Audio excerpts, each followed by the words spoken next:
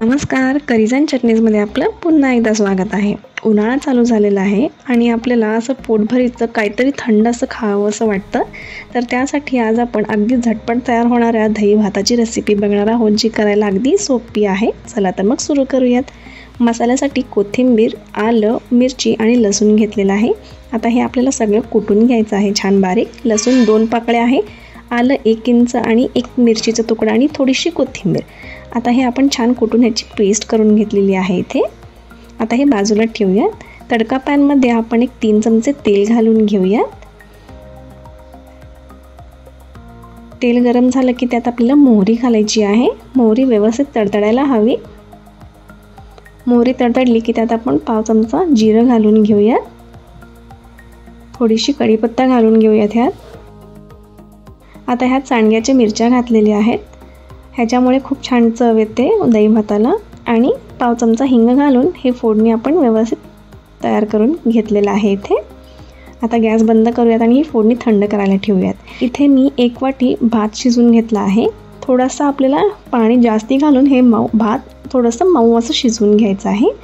त्यात इथे मी जवळपास 2 वाटी एवढं दही घालून घेत आहे. सुरुवातीला मी अगदी थोडंसं दही घालून घेतलं आहे. आपल्याला गरज वाटली तर आपण पुन्हा थोडंसं दही घालून घेऊ शकतो. आपल्याला जर मिश्रण हे कोरडं वाटत असेल तर पुन्हा थोडंसं दही घालू शकतो. आता इथे आपण सगळं व्यवस्थित मिक्स केलं आहे. आपण ह्यात थोडंसं दूध घालून घेत आहोत. दुधामुळे ह्याला छान असं क्रीमीनेस येतो. आता आपण ते देखील व्यवस्थित मिक्स करूयात. आता ह्यात आपण जो तयार मसाला आहे तो घालून घेऊयात. चवीनुसार मीठ थोडंसं कमी घालावं, कारण जे सांडग्याच्या मिरच्या आहेत त्यामध्ये देखील मीठ असतं.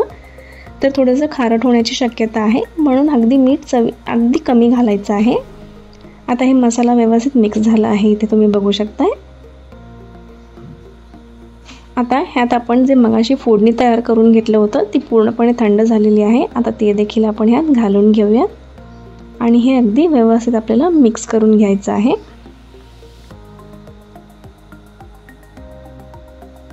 आणि इथे आपलं जे दही भात आहे ते अगदी खाण्यासाठी तयार झालेलं आहे. हे तुम्ही असंच देखील खाऊ शकता.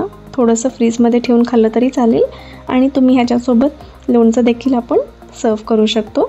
सो तुम्ही ही रेसिपी एकदा नक्की ट्राय करा आणि आम्हाला कमेंट्समध्ये जरूर कळवा. आवडल्यास लाईक करा आणि चॅनलला सबस्क्राईब करायला विसरू नका. धन्यवाद.